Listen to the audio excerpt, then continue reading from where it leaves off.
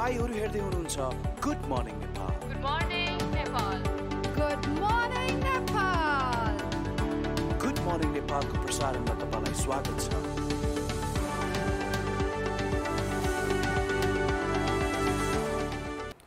नमस्कार, बिहानी प्रहरको प्रस्तुति गुड मर्निङ नेपालमा तपाईलाई स्वागत छ। म विकास थपलिया। दर्शकहरू, शिरहरण, योगमाया जस्ता बहुचर्चित कृतिका लेखिका हुन् नीलम कार्की, निहारिका। शिरहरणले 2072 सालमा पद्मश्री पुरस्कार प्राप्त गरेको थियो भने योगमायाले 2074 सालमा मदन पुरस्कार प्राप्त गरेको थियो। उहाँको पछिल्लो कृति बजारमा आएको छ, द्रौपदी अवशेष। केही समय अघि मात्र बजारमा आएको छ। यो हिमाली समाजको दुःख, त्यहाँको कुरीति कुसंस्कारको बारेमा लेखिएको आख्यान हो। यसबाहेक अन्य कथा, कविता, मुक्तक लगायतका थुप्रै कृतिहरू, साहित्यिक कृतिहरू उहाँले ल्याइसक्नु भएको छ। उनी निहारिका आज हाम्रो स्टुडियोमा हुनुहुन्छ। यहाँलाई स्वागत छ। हजुर नमस्कार। नमस्ते। तपाईँको बिहानी कसरी बित्छ? अहिले तत्कालीन अवस्थामा भन्नुभयो कि सधैँ जसो? सामान्यतया हजुर। सामान्यतया त मेरा दुई बालबच्चाहरू छन् होइन। उनीहरूको दिनचर्याबाट चाहिँ मेरो दिनचर्या सुरु हुन्छ। उनीहरूलाई स्कुल पठाइसकेपछि मेरो पठन पाठनतिर लाग्ने गरी चाहिँ मेरो दिनचर्या बित्ने गर्छ। तपाईँ अहिले द्रौपदी अवशेषसम्म तपाईँको साहित्यिक यात्रा आइपुगेको छ। हजुर। र हामीले अघि कुरा गऱ्यौँ, चिरहरणको कुरा गऱ्यौँ, योगमायाको कुरा गऱ्यौँ, बहुचर्चित साहित्यिक कृतिहरू छन्, उपन्यासहरू छन्। कसरी सुरुवात भयो तपाईँको साहित्यिक यात्रा? हजुर, साहित्यिक यात्रा म ग्रामीण जीवनमा हुर्किएको हुँ, ग्रामीण परिवेशमा। र त्यति बेला मेरो आमा स्कुलको शिक्षिका हो। उहाँको पालन पोषण र मेरो विद्यालयको वातावरणले गर्दाखेरि पनि म साहित्य सिर्जनामा बढी प्रेरित भएको हो भन्ने लाग्छ मलाई। मैले सानै उमेरमा कविता सिर्जना गरेको थिएँ र त्यो छापिएको थियो र त्यसपछि लगातार रूपमा चाहिँ म आइरहेको छु। कुरा गरौँ योगमायाको कुरा गरौँ। योगमाया भनेको राणाकालको राणा समाजमा विद्रोह गर्ने, त्यो समाज सुधारको लागि एउटा नेतृत्वदायी भूमिका खेल्ने योगमाया भन्ने पात्रको विषयमा, यो चाहिँ 1924 देखि 1998 सम्मको कालखण्डको एउटा पात्र होइन, रियल पात्रको विषयमा, रियल हिरो त्यति बेलाको उहाँको विषयमा लेख्नुभएको। तपाईँ आफै चाहिँ उहाँलाई कसरी सम्झनुहुन्छ? तपाईँ आफूले अध्ययन गर्नुभएको छ, अनुसन्धान गर्नुभएको छ, आख्यान तयार पार्नुभएको छ, उपन्यास तयार पार्नुभएको छ। हजुर, योगमाया पक्कै पनि अहिले सम्झिँदाखेरि कोही पनि व्यक्ति हामीहरू योगमाया जस्तो जन्मिन सकेको छैनौँ जस्तो लाग्छ मलाई, र जन्मिन अझै समय लाग्छ कि जस्तो पनि लाग्छ। र यहाँनिर चाहिँ योगमाया भन्ने बित्तिकै नारी विद्रोहसँग जोडेर हेरिन्छ, तर उहाँ समग्र नारी चेतनाको लागि र नारीको लागि मात्रै समाजसेवी अथवा चाहिँ त्यो भूमिका निर्वाह गर्नुभएको होइन। समग्र रूपमा चाहिँ नेपालका, हाम्रो देशमा भएका कुरीति, विसङ्गति, अत्याचार, अन्याय का विरुद्धमा चाहिँ आवाज बुलन्द गर्नुभएको हो। त्यस कारणले गर्दाखेरि मैले यहाँबाट पनि भन्नुपर्दा हामीले धेरैले चाहिँ नारीले किताब लेख्ने बित्तिकै नारीको विषयमा, अर्थात् नारीले चाहिँ सामाजिक अभियन्ता हुने बित्तिकै नारीकै विषयमा मात्रै कुरा गर्छन् कि भन्ने जस्तो लाग्छ। तर समग्र रूपमा चाहिँ उहाँ धेरै कदम अगाडि हुनुहुन्थ्यो र उहाँले चाहिँ समग्र नेपालकै विभिन्न भ्रष्टाचारको, जातभात, छुवाछुत अथवा चाहिँ छोरीले पढ्न पाउनुपर्छ, सबै जातले वेद पढ्न पाउनुपर्छ, बालविवाह हुनु हुँदैन जस्ता विभिन्न चाहिँ कुराहरू चाहिँ उठाउनु भएको थियो समाज परिवर्तनको लागि। त्यति बेलाको योगमायाको सामाजिक चेतना र त्यति बेलाको अवस्था र अहिलेको अवस्थामा तपाईँ तुलना गर्दाखेरि साहित्यिक दृष्टिकोणबाट कस्तो तुलना गर्नुहुन्छ? यसो हेर्दाखेरि त अब समयको हिसाबले पनि धेरै लामो समय बितिसकेको छ, तर हेर्दाखेरि कतिपय कुराहरू मलाई अझै पनि उस्तै लाग्छ। सम्बोधित नभइसकेका उहाँका जुन त्यो मागहरू थिए, राणासँग राखेका मागहरू आज हामी गणतन्त्रसम्म आइपुग्दासम्म पनि सम्बोधित नभइसकेको अवस्था मैले देखेको छु। प्रजातन्त्र, लोकतन्त्र, गणतान्त्रिक मुलुक हुँदासम्म पनि उहाँले उठाउनुभएका मुद्दाहरू, सामाजिक समानताका कुराहरू, न्यायका कुराहरू, महिलामाथि विभेद हुनु हुँदैन, महिलाले पनि शिक्षाको अधिकार पाउनुपर्छ भन्ने कुराहरू आजको दिनसम्म पनि लगभग उस्तै नै छ। अझै छुवाछुतको कुरा उहाँले चाहिँ सबभन्दा बुलन्दसम्म अर्को उठाएको चाहिँ छुवाछुतको कुरा। आजसम्म पनि छुवाछुतका घटनाहरू हामीले देखिरहेका छौँ। त्यस्तै भ्रष्टाचारको कुरा उहाँले उठाउनु भएको थियो समाजमा। त्यो कुरा त झनै मौलाएको बढिरहेको अवस्था छ। त्यस कारणले गर्दाखेरि उहाँका मागहरू चाहिँ सम्बोधित भइसकेका छैनन् अझै। तपाईँ पाल्पामा जन्मनु भएको, हुर्कनु भएको, हजुर, यो योगमाया चाहिँ यो कालखण्ड चाहिँ भोजपुरको थियो। कसरी योगमायासम्म पुग्नु भएको थियो अथवा त्यो पात्रसम्म तपाईँ पुग्नु भएको थियो? कसले प्रेरणा दिएको थियो? कसरी सुन्नु भएको थियो यो विषयको बारेमा? हजुर, म रेडियो नेपालमा कार्यक्रम सञ्चालन गर्थेँ एक समय, र मेरो गुरु हुनुहुन्थ्यो दाहाले गिनिदी। उहाँले नै मलाई, उहाँ खोटाङमा जन्मिनु भएको, अनि उहाँले चाहिँ हामीले रेडियो नेपालमा पहिला पनि उहाँ बारेमा कार्यक्रम एउटा प्रस्तुत गरेका पनि थियौँ, र मलाई पहिलोचोटि लेख भनेर भन्नुभएको चाहिँ मेरो गुरु दाहाले गिरिदेले हो। र त्यति बेला योगमायाले आफ्ना सहकर्मी साथीहरू सहितको जल समाधि गर्नुभएको थियो, र त्यो विषयवस्तुलाई जल समाधिलाई यसरी एउटा उपन्यासको रूपमा अगाडि ल्याउनु आफ्नो एउटा चुनौतीपूर्ण विषय हो नि, होइन? हो, पक्कै पनि हो। जल समाधि यसरी हेर्दाखेरि यहाँले भन्न खोज्नु भएको मास सुसाइडको रूपमा हेर्छन् भन्न खोज्नु भएको होला, पक्कै पनि। र त्यति बेला यहाँले विषयगतमा चाहिँ कसरी त्यो अवस्थासम्म पुग्नु भयो त? किन चाहिँ जल समाधिको अवस्थासम्म पुग्नुभयो? कसरी चाहिँ 68 जनाले जल समाधि गर्नुभन्दा क्रमिक रूपमा चाहिँ त्यहाँ चाहिँ घटनाहरू चाहिँ दुर्घटित हुँदै गएका छन्। उहाँले गरेका मागहरू चाहिँ सम्बोधित हुन्छ भनी चाहिँ झुक्काइरहेका अवस्थाहरू छन्। उहाँहरूलाई चाहिँ जेलमा लगेर राखेको अवस्था छ, पुरुषहरूलाई धनकुटा जेलमा लगेर थुनेको अवस्था छ। त्यस कारणले गर्दाखेरि एकमुष्ट धक्का दिनुपर्छ, एकमुष्ट रूपमा चाहिँ हामीले चाहिँ घचघचाउनुपर्छ भन्नेको खातिर चाहिँ उहाँहरूले चाहिँ त्यसरी जल समाधि आफूलाई चाहिँ समर्पित गर्नुभएको, जलमा लगेर चाहिँ अरुणमा लगेर उर्लेको अरुणमा आफूलाई समर्पित गर्नुभएको। त्यस कारणले गर्दा मलाई पनि डर थियो।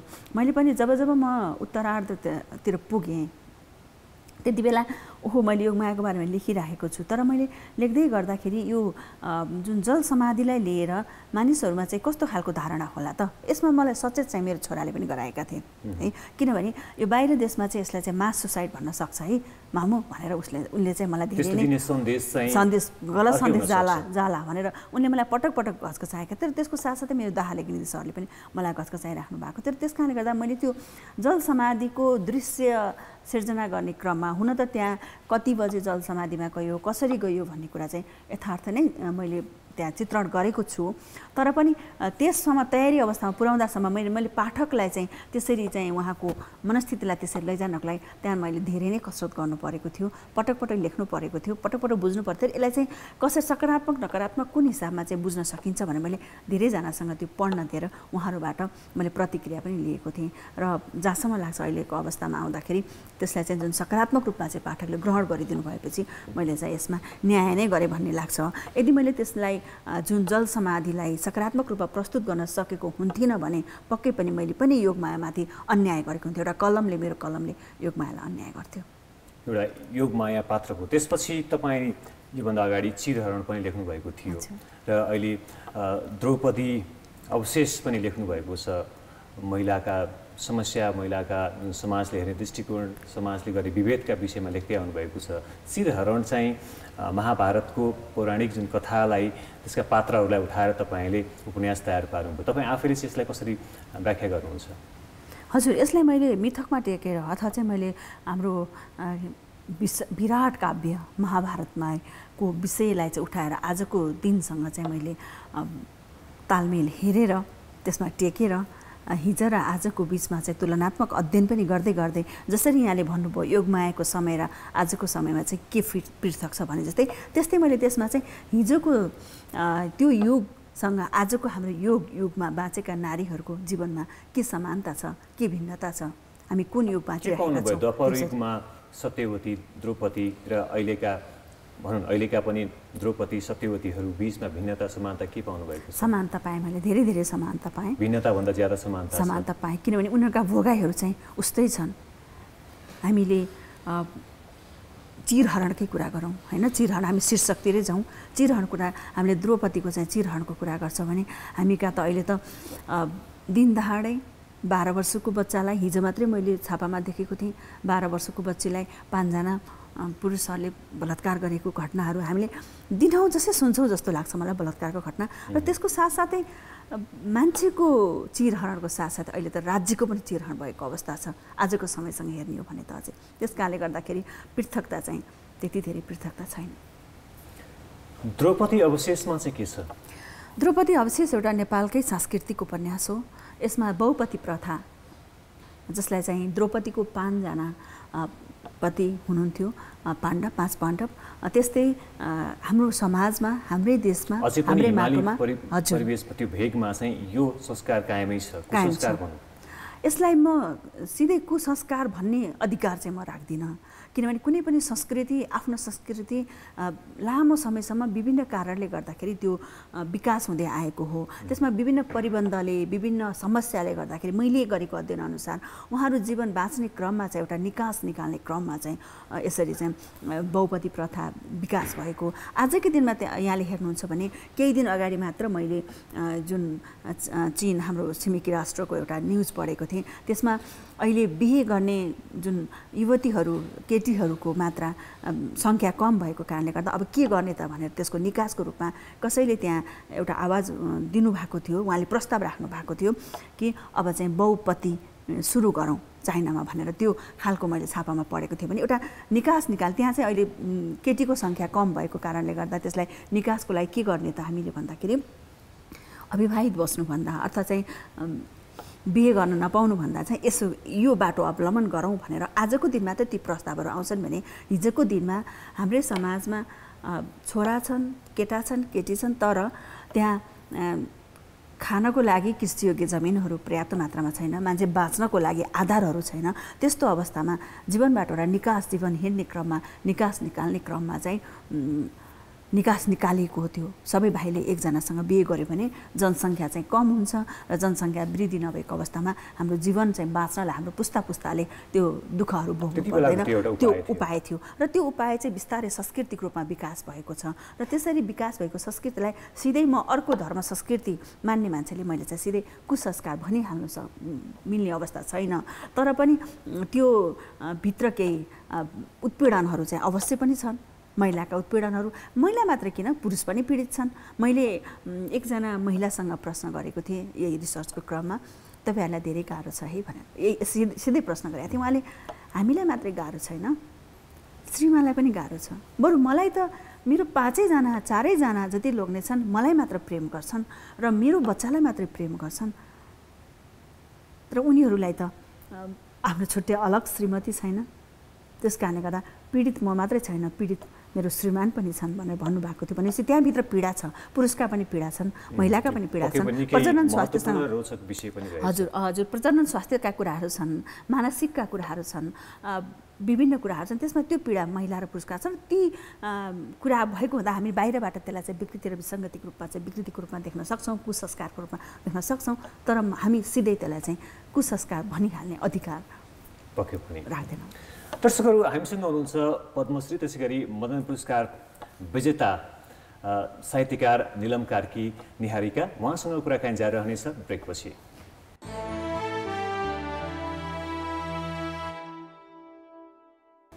ब्रेकपछि पुनः स्वागत छ।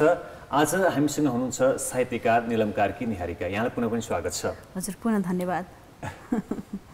तपाईले जति आफ्नो साहित्यिक रचनाहरू लेख्नु भएको छ, जुन चर्चामा आएका छन्, त्यो चाहिँ ऐतिहासिक घटनाक्रमका, पौराणिक घटनाक्रमका रहेका छन्, सांस्कृतिक पक्षका रहेका छन् भनौँ। यसलाई ऐतिहासिक कुराहरूलाई, सांस्कृतिक विषयवस्तुहरूलाई साहित्यमा अथवा लेखनमा उतार्दाखेरि कतिको चुनौती हुन्छ? किनकि त्यो इतिहासलाई पनि पुष्टि गर्नुपर्ने हुन्छ, संस्कृतिलाई पनि, त्यसको मान्यतालाई, आधारभूत विषयवस्तुहरूलाई पनि सम्मान गर्नुपर्ने हुन्छ। हजुर, कस्तो भने सबैभन्दा गाह्रो कुरा हो जस्तो लाग्छ। काल्पनिक उपन्यास लेखे जस्तो मैले काल्पनिक उपन्यास पनि लेखेँ, त्यति सहज हुँदैन। हुन त बुनोटको कुरा गर्दाखेरि काल्पनिक उपन्यास पनि त्यस्तो सहजै हुन्छ भन्न त मिल्दैन होइन। तर सांस्कृतिक उपन्यास त झन् भिन्न संस्कृतिको कुराहरू गर्दाखेरि एकदमै चुनौतीपूर्ण हुन्छ। जस्तै कसरी लिनुहुन्छ त्यस संस्कृतिका व्यक्तिहरूले चाहिँ त्यसलाई कसरी ग्रहण गर्नुहुन्छ भन्ने कुरा पनि ठुलो मान्य रहेको हुन्छ। जस्तै सुम्निमालाई ग्रहण गर्ने क्रममा चाहिँ अलिकति फरक पर्न गएको थियो, बिपीको सुम्निमालाई ग्रहण गर्ने क्रममा पनि अलिकति फरक गर्न गएको थियो। त्यस्तै अन्य सांस्कृतिक उपन्यासहरूमा पनि अलिकति अप्ठ्यारो अवस्थाहरू सिर्जना भएको थियो। त्यस कारणले गर्दाखेरि हामीले उहाँहरूको मर्मलाई उहाँले अवलम्बन गर्नुभएको संस्कृतिलाई घात नपर्ने गरी, उहाँहरूलाई आघात नपर्ने गरी उहाँहरूको सामाजिक यथार्थ हामी चाहिँ न्यायाधीश नबनिकन पाठकको सामु चाहिँ हामीले राखिदिनुपर्ने छ। त्यो भन्दैमा फेरि हामीले जस्तोको त्यस्तै मैले राखिदिएँ, कथा नै उठाएर राखिदिएँ भन्ने हो भने त आख्यान सिर्जना नै किन गर्नु पर्यो र, होइन? त्यसमा त अरू लेखन गर्दा पनि हुन्छ, साहित्य सिर्जना नै किन गर्नु पर्यो र। तर त्यसभित्र चाहिँ आफ्नो शैली र शिल्पले चाहिँ केही ढाकछोप गर्दै गर्दै तपाईँ कतिपय पाठकहरूले के भन्दा रहेछन् भने उहाँले अलिक पौराणिक विषयवस्तु उठाउनुहुन्छ, ऐतिहासिक विषयवस्तु उठाउनुहुन्छ अथवा विगतका विषयवस्तुहरू उठाउनुहुन्थ्यो, तर वर्तमानको अवस्था पनि त उस्तै छ। अहिले धेरै समस्याहरू छन्, महिलाकै समस्या धेरै छन्, समाजका अनेक समस्या विषयवस्तुहरू छन्, किन उठाउनुहुन्न भनेर भन्दा रहेछन्। वर्तमान मेरा कथाहरू छन्, 43 कथाहरू छन्, 43 कथामा प्रकाशित भएको पनि छन् र मैले मेरो कवितामा, मेरा कथामा वर्तमान छ। र मैले अहिले भर्खर पनि भने मैले मिथकलाई टेकेर लेखेको भए पनि मैले वर्तमान लेखेको छु चिरहरणमा। त्यस्तै द्रौपदी अवशेष पनि आजकै कथा हो। हिजो कहाँबाट सुरु भयो, कसरी प्रादुर्भाव भयो भन्दै भन्दै आएर आजको अवस्थामा के छ त भन्ने कुरा चाहिँ देखाउँदा पनि आजकै कथा हो द्रौपदी अवशेष। त्यस्तै गरी योगमायाको कुरा पनि मैले लिन त इतिहास लिएँ, यहाँले भने जस्तै 1998 सम्मको घटनाक्रमलाई लिएँ, तर आजसम्म पनि त्यो सम्बन्धित भएको छैन है। हामीले गर्नुपर्ने एउटा योगमायाको शालिग निर्माण गरेर योगमायाको चाहिँ हुलाक टिकट बनाएर अथवा योगमायाको नाममा युनिभर्सिटी खोल्दैमा मात्रै योगमायालाई चाहिँ सम्झिएको, योगमायालाई चाहिँ सच्चा सम्मान गरेको हुँदैन है। हामीले त उहाँले शालिग चाहनु भएको थिएन, उहाँले हुलाक टिकट मात्र पनि चाहनु भएको होइन, चाहनु नै भएको त्यति बेला उहाँलाई त्यो परिकल्पनै थिएन समाज परिवर्तन। त्यो काम हामीले गरेका छैनौँ, हामीले गर्नुपर्ने काम चाहिँ बाँकी नै छ है आजको समाजमा भनेर मैले हिजोको विषयवस्तु लेखेँ तापनि त्यसमा त वर्तमान त हुन्छ। हामी एकदम अन्तिममा छौँ। जस्तो तपाईँले नवआगन्तुक साहित्यकारहरू जो आफ्नो डायरीमा मात्र सीमित हुनुहुन्छ, होइन, उहाँहरूलाई के भन्न चाहनुहुन्छ?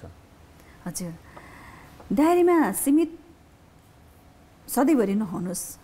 कसैलाई मैले के देखेको छु भने लामो समयसम्म, धेरै लामो समयसम्म पनि डायरीमा मात्रै सीमित भएको पनि मैले देखेको छु। बाहिर निस्किनै डराएको अवस्था पनि देखेको छु। अहिलेको अवस्था चाहिँ पहिला जस्तो छापिनको लागि गाह्रो पनि छैन, तर सजिलो छ भन्दैमा म आफै पनि 20 वर्षको उपन्यासमा 20 वर्षको उमेरमा जान्दा नजान्दै उपन्यास प्रकाशन गरेपछि चाहिँ 11 वर्षसम्म चाहिँ कृति लिएर आउन चाहिँ अलिकति डराएर बसेको थिएँ। त्यस कारणले गर्दा हतार पनि नगरिहाल्नुहोस्, तर डराएर पनि नबस्नुहोस् भन्छु म। अन्त्यमा, एकदम अन्त्यमा कि कतिपयले चाहिँ स्रष्टाहरू, साहित्यकारहरू विदेशमा भाषिए भन्नेहरूलाई के भन्नुहुन्छ? हजुर, म शारीरिक रूपमा म त्यहाँ भए तापनि मैले काम त यहीँको लागि गरिरहेको छु। त्यसैले कहाँ बसिन्छ, हजुर, भूगोलमा कहाँ रहेको छु भन्ने कुराले त्यति मान्यता, त्यति अर्थ राख्दैन। के गरिराखेको छु भन्ने कुराले बढी अर्थ रहोस् भन्ने कुरा चाहिँ म कामना गर्न चाहन्छु। हस्, धन्यवाद यहाँको यो अमूल्य समयको लागि र यो विचारहरू व्यक्त गरिदिनु भयो, यसको लागि धेरै धेरै धन्यवाद दिन चाहन्छौँ। यहाँलाई पनि धन्यवाद। र उहाँ हुनुहुन्थ्यो साहित्यकार निलम कार्की निहारिका, जो चिरहरणबाट 2072 सालमा पद्मश्री, त्यसै गरी योगमायाबाट 2074 सालमा मदन पुरस्कार प्राप्त गर्न सफल साहित्यकार हुनुहुन्छ। उहाँसँग कुराकानी आज रह्यो। भोलि फरक विषय, फरक प्रसङ्ग लिएर उपस्थित हुनेछौँ। तबसम्मको लागि बिदा दिनुहोस्। नमस्ते, शुभ दिन।